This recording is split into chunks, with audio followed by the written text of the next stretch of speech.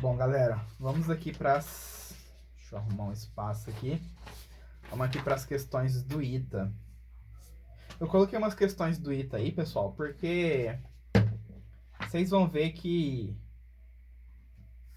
é um vestibular superestimado, pelo menos a parte de matemática. Tá? Tem segredo nenhum. O que você precisa saber de geometria plana para o vestibular do ITA, o IESE cobre. Então, estudando todo o livro do IESE, como a gente fez, né? Só um detalhe ou outro que a gente não viu, porque não precisava. O que vocês têm de bagagem de geometria plana, vocês já conseguem basicamente resolver qualquer questão de qualquer vestibular, tá bom? Então vamos aqui para a questão 9, ó.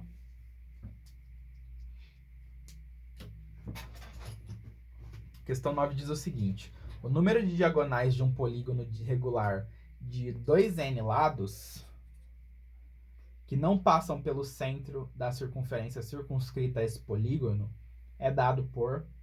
Bom, vamos lembrar aqui, pessoal, uma coisa que a gente estudou na aula de polígono regular, né?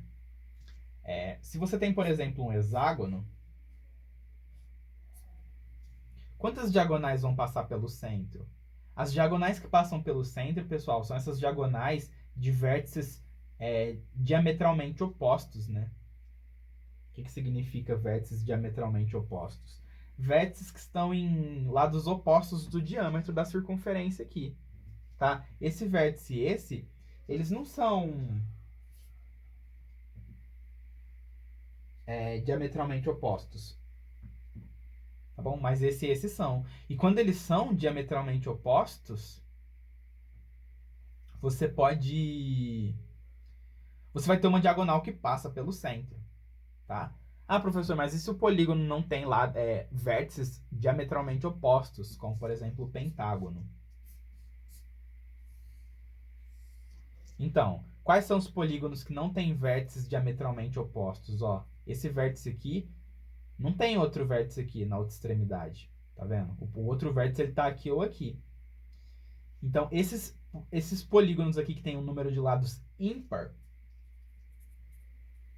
não tem nenhuma diagonal que passa pelo centro, né? Olha as diagonais aqui do pentágono. O centro tá aqui. Nenhuma diagonal passa pelo centro, tá? Só essa reta que eu risquei aqui, mas ela não é uma diagonal, tá? Então, quando o polígono ele é ímpar, nenhuma diagonal passa pelo centro. Agora, quando ele é par, algumas passam. Quantas? Ué, cada vértice, ó, cada 2 vértices do seu polígono vai ter uma diagonal. Então, o hexágono não tem 6 vértices. Então, a gente tem uma diagonal aqui, outra diagonal aqui e outra diagonal aqui. 3, que é o número de lados dividido por 2. Tá bom? Então, pessoal, o que a gente tem que fazer aqui? A gente tem que calcular quantas diagonais um polígono de lado 2n tem, né? Lembra que a formulinha das diagonais do polígono é essa aqui. Só que esse aqui é o número de lados que o polígono tem. O nosso polígono tem 2n de lado. Então, quantas diagonais que o nosso polígono vai ter? 2n, que multiplica 2n menos 3, dividido por 2. Então, esse daqui é o total de diagonais que o nosso polígono tem. E desse total,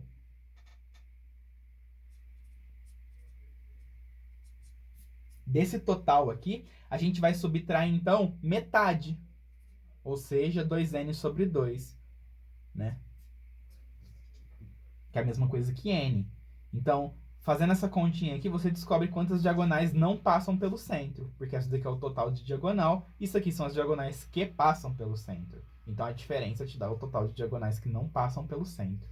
Então, você vai ter aqui 4n ao quadrado, menos 6n, menos 2n, tudo sobre 2, né? Isso aqui, então, é 4n ao quadrado menos 8n sobre 2, que é a mesma coisa aí que 2n ao quadrado menos 4n, que tirando 2n em evidência, você chega na resposta da letra A.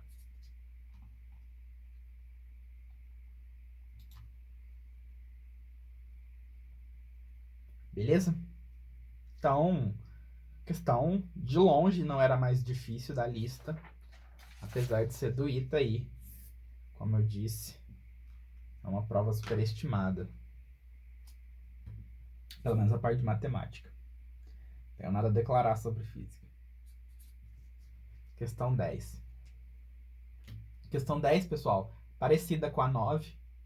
Ela fala assim: a soma das medidas dos ângulos internos de um polígono regular é 2.160 graus.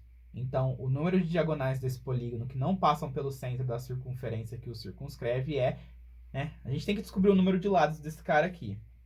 Vamos usar a nossa formulinha, então.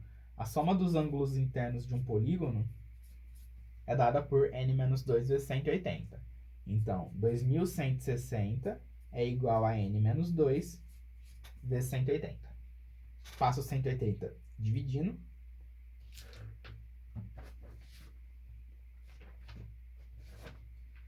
Então, 2.160 dividido por 180 vai dar 12. E aí você passa o 2 somando e você descobre que o número de lados do seu polígono é 14. Aí ou você aplica a fórmula de cima, que a gente acabou de descobrir, né? 2n vezes n menos 2. Ou você faz a continha na mão de novo. Vou fazer aqui na mão, só para ilustrar. Mas a quantidade de diagonais aqui que passam pelo centro é metade do número de lados, né?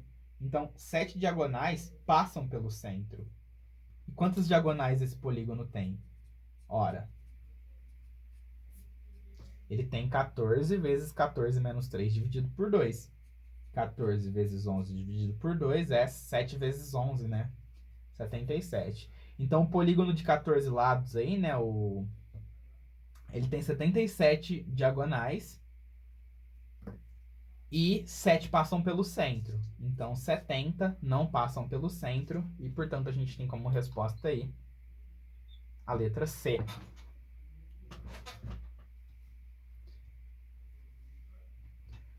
Massa. Bom, vamos para a questão 11.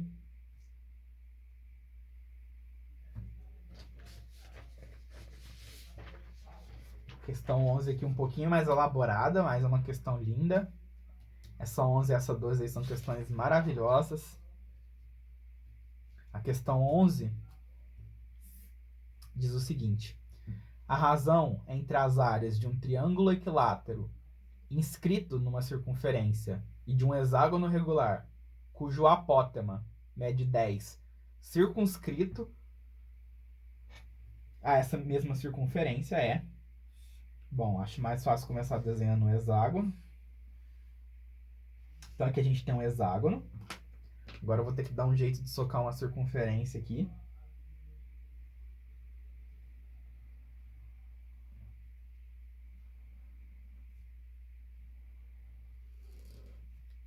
Beleza. Certo? E agora a gente vai desenhar um triângulo equilátero. Vamos ver aqui. Inscrito, né? Então esse é o desenho. E daí ele falou assim, pessoal, que o apótema do nosso hexágono, né? O que é o apótema? É a distância do centro até o lado. Vale 10. E ele pede aí a razão, né? Entre a área do triângulo dividido pela área do hexágono. Então, a área do triângulo eu vou chamar de área do triângulo e a área do hexágono eu vou chamar de AH. A triângulo e AH, tá bom? Então, a gente tem que calcular aí o A triângulo e o AH. Beleza? Bom,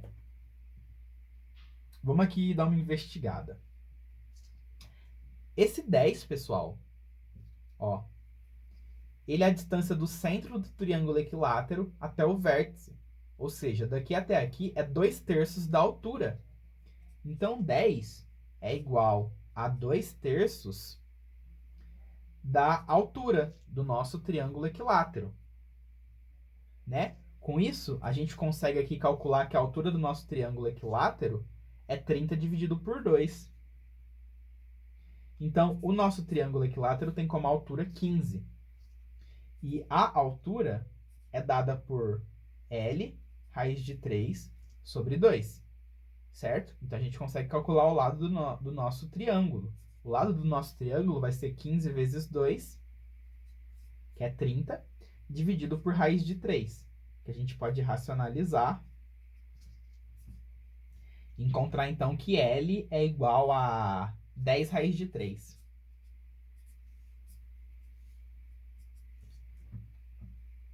Tudo bem?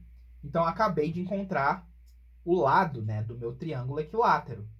E como é que a gente faz para encontrar o lado do hexágono? Vamos pensar, ó. O lado do hexágono a gente chama de Lzão, ó. Então, esse triângulo aqui, ele é um triângulo equilátero de lado Lzão, cuja a altura vale 10, né?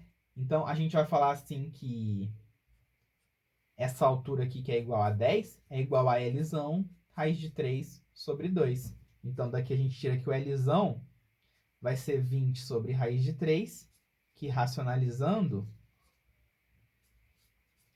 vai ser 20 raiz de 3 sobre 3. Pronto. Temos o lado do triângulo equilátero, temos o lado do hexágono. Basta calcular a área de cada um deles e dividir uma pela outra. Não é isso? Bom, a área do triângulo equilátero, pessoal, ela é base, que é L, vezes altura, que é 15, né? Dividido por 2. Então, essa área aqui, ela vai ser 10 raiz de 3 vezes 15 dividido por 2. Então, 10 dividido por 2 é 5. 5 vezes 15, 75. Então, a área do nosso triângulo é 75 raiz de 3. Guarda essa informação. A área do nosso hexágono, por sua vez, vai ser 6 vezes a área desse triângulo equilátero, né? E qual que é a área desse triângulo equilátero? Ó, é a altura vezes a base dividido por 2. E aí você tem a área do seu hexágono já, tá? Aqui, ó, esse 3 corta com esse 2 e esse 6, vai ser 200 raiz de 3. Então, se você dividir a área do triângulo pela área do hexágono, vai dar 75 raiz de 3 dividido por 200 raiz de 3, que é a mesma coisa aqui, 3 oitavos, letra D. Então, aí, questão muito linda, maravilhosa essa questão.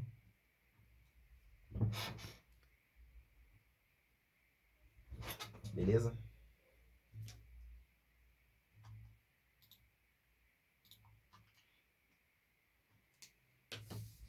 Vamos aqui para a próxima. Outra questão muito bonita. Questão 12. Ela fala assim: considere as circunferências inscritas e circunscritas a um triângulo equilátero de lado L. A área da coroa circular formada por essas circunferências é dada por... Então, a gente tem aqui um triângulo equilátero, uma circunferência inscrita e uma circunscrita. Ele pede aí a razão... A razão não, né? Ele pede a área da coroa circular. Coroa circular, pessoal, vai ser essa região aqui entre as circunferências, tá bom? E a gente já viu que a área da coroa é a área da circunferência grande, que a gente vai chamar de πr ao quadrado, menos a área da circunferência pequena, que a gente vai chamar de πr ao quadrado, tá? Então, isso aqui é R, e daqui até aqui é R. Então, a gente precisa descobrir quanto que vale R e quanto que vale R. R, pessoal, é 2/3 da altura. R, perdão, né? E R é 1/3 da altura. Ó. Tá? E a altura é L raiz de 3 sobre 2.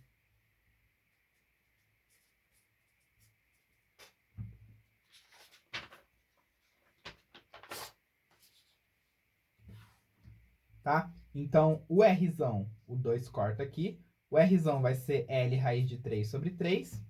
E o Rzinho vai ser L raiz de 3 sobre 6.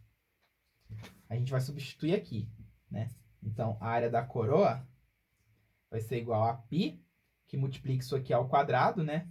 L ao quadrado vezes 3 sobre 9, menos π, que multiplica isso aqui ao quadrado. E a gente vai ter que fazer essa subtração aí, né? Vamos igualar o denominador, ó, aqui é 9, aqui é 36. Então, multiplica em cima e embaixo por 4.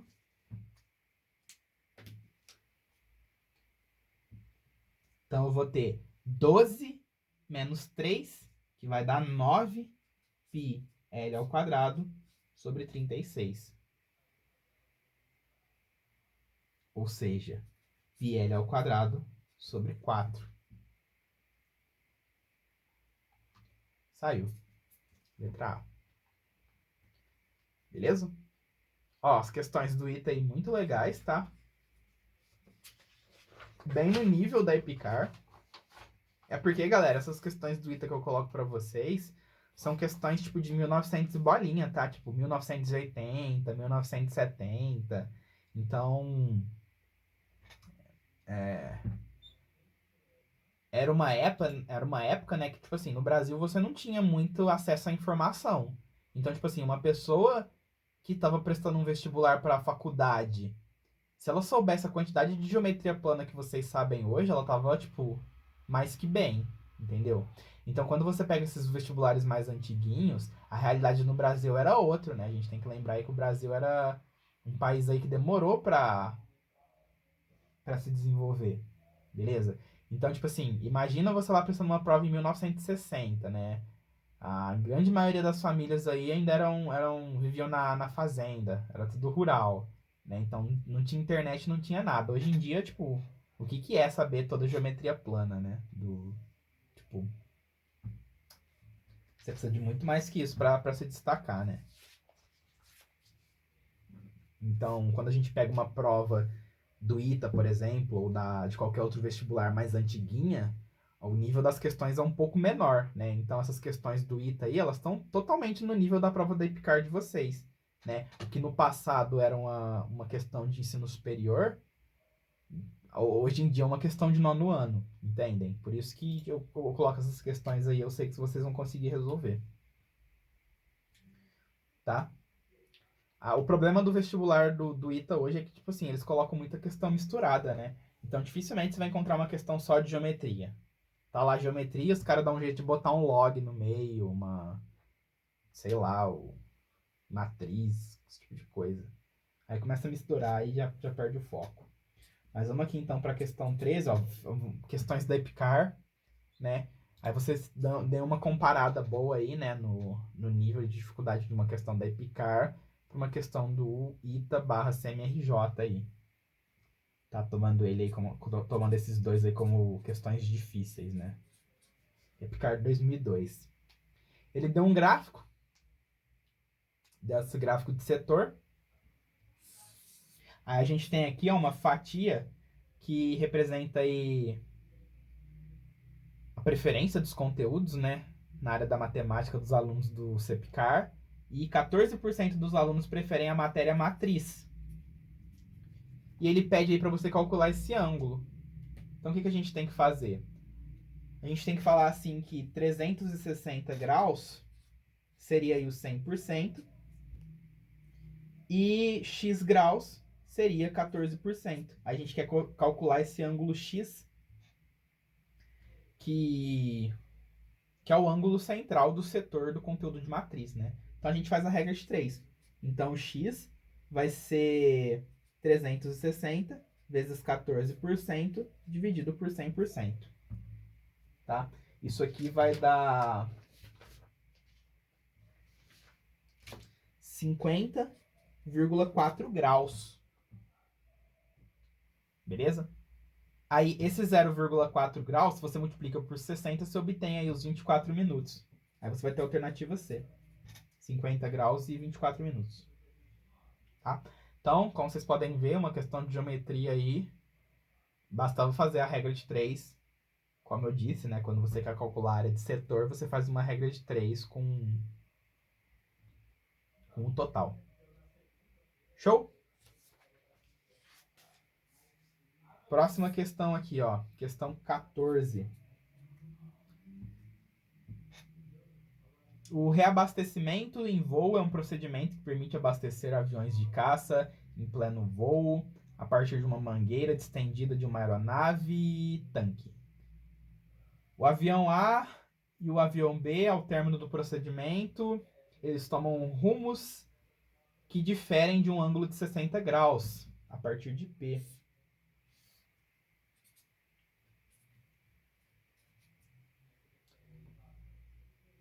Né? Aí aqui é 60 graus. E ele pede aí, ele fala assim que o avião A, ele tem uma velocidade de 400 km por hora. E o B tem uma velocidade de 500 km por hora. Aí ele fala assim que os aviões mantiveram os respectivos rumos e depois de 2 horas, qual é a distância entre eles? Bom, galera, se o A ele tem uma velocidade de 400 km por hora, em 2 horas ele andou 800 km. E o B, se ele tem uma velocidade de 500 km a cada hora, em 2 horas ele vai ter andado 1000 km.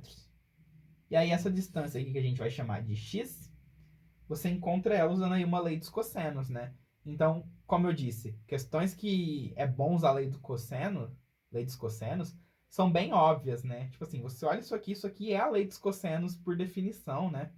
Então, sem muita enrolação, você manda aqui que x ao quadrado é 800 ao quadrado, mais 1000 ao quadrado, menos 2 vezes 1000, vezes 800, vezes o cosseno de 60, que é meio, tá? Então, esse 2 aqui ele vai acabar cortando com o cosseno de 60. Então, x ao quadrado é 640 mil, mais 1 milhão, menos 1000 vezes 800, 800 mil.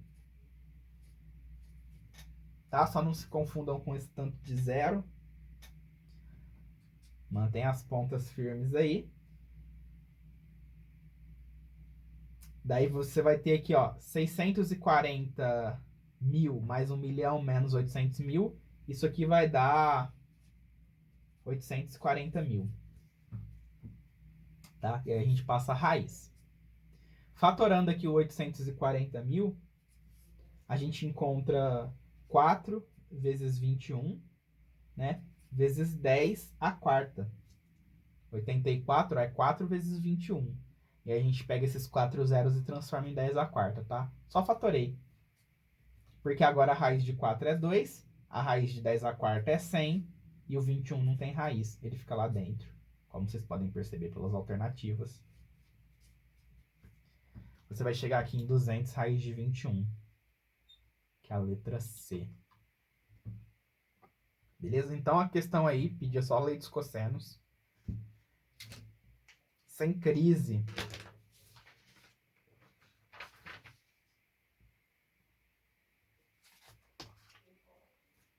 Vamos para a próxima?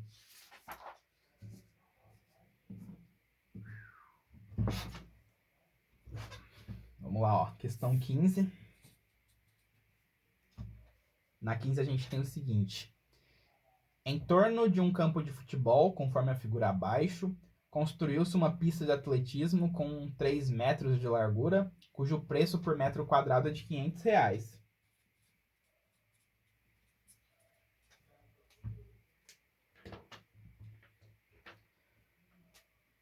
Depois a gente tem o seguinte, né? Sabendo que os arcos situados através dos gols são semicírculos de mesma dimensão, o custo total dessa construção, que equivale à área achurada, é... Bom, a gente tem isso aqui, né?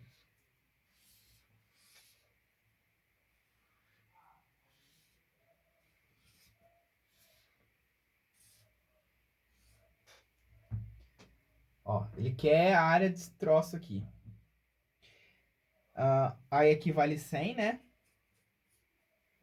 Essa espessura aqui vale 3. Então, galera, ó, a área que ele quer vai ser 2 vezes a área desse retângulo, né? De lados 100 e 3, porque esse retângulo aqui é o mesmo que esse aqui de cima. Então, você vai somar essa área com essa. Mais a área desse cara aqui com esse cara aqui, que se você juntar os dois, forma uma coroa circular, né? Então, vou colocar aqui a área da coroa circular. E é isso aqui que a gente tem que achar. Então, quanto que vale a área do retângulo? Ó, a área do retângulo é 100 vezes 3. Dá 300. Beleza? E a área da coroa circular, ó. A coroa circular, o raio maior dela aqui, ó, o Rzão, vale 23. Né? Porque daqui até aqui vale 20 e aqui vale 3. E o raio menor, que é o R'inho, vale 20. Então, vai ser π vezes 23 ao quadrado menos π vezes 20 ao quadrado. Ah, professor, mas isso aqui não é só 180 graus? Mas, pessoal, já estou calculando dessa mais essa. Porque se você juntar as duas, forma uma coroa perfeita, fechadinha. Tá bom? Então, isso aqui vai ser π, que multiplica 23 ao quadrado, deve dar aí uns 500 e pouco. 23 vezes 23, ó, de cabeça 529, hein? Menos 20 ao quadrado, que é 400. Então, a área da nossa coroa é 129 π. Tá? Se você multiplicar 129 por 3,14, como o exercício nos orienta aí, você vai achar 405,06.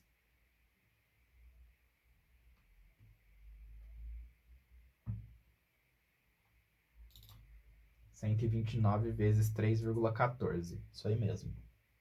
Tá? Então, qual que é a nossa área?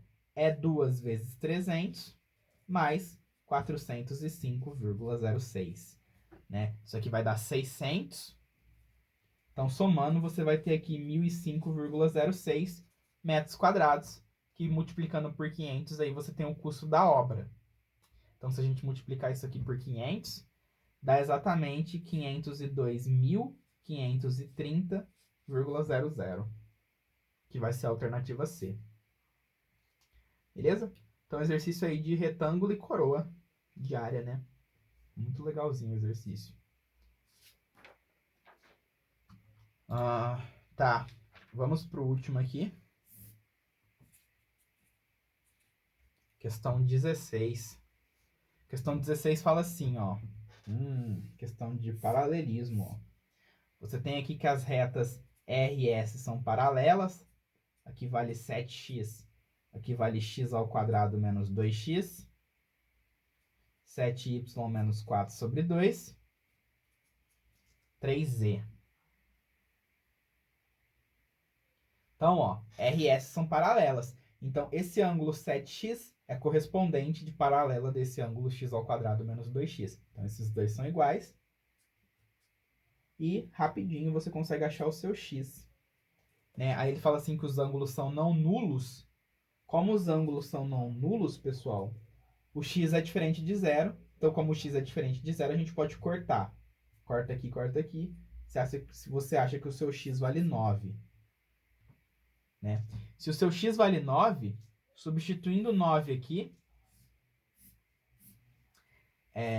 7 vezes 9 vai dar 63.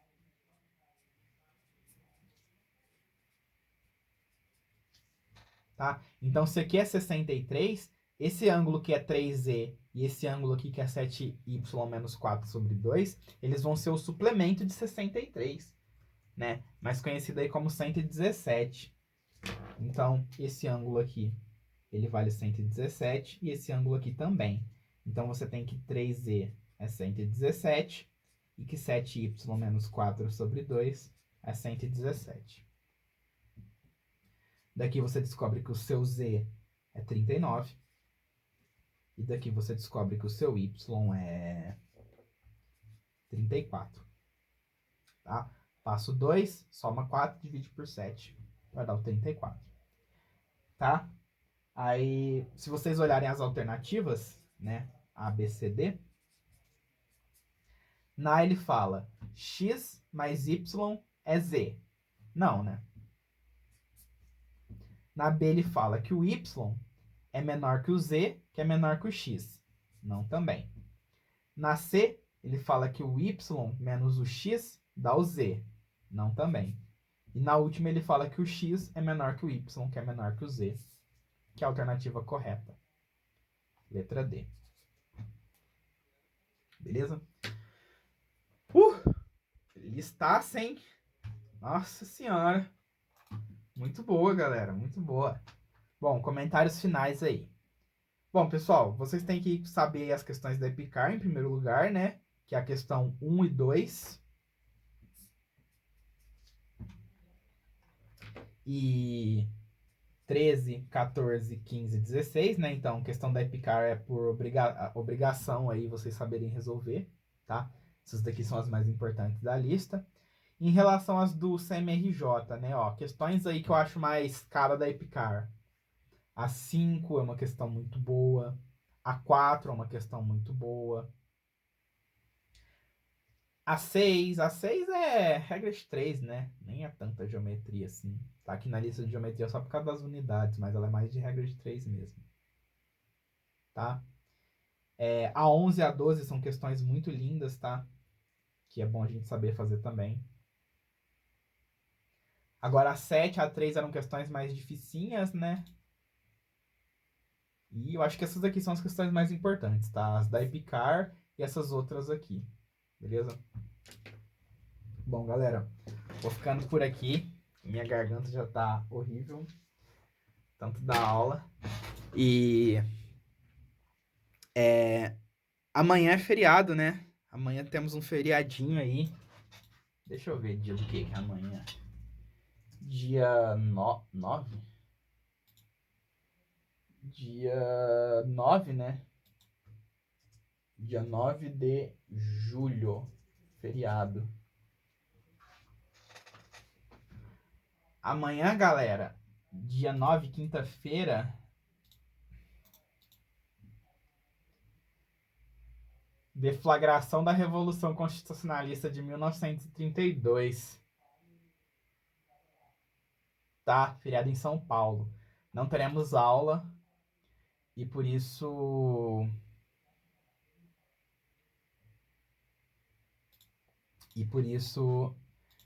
o simuladinho aí que a entrega costumava ser na quinta, eu tô deixando pra quinta da semana que vem, que é quando eu vou trazer a solução dele. Show!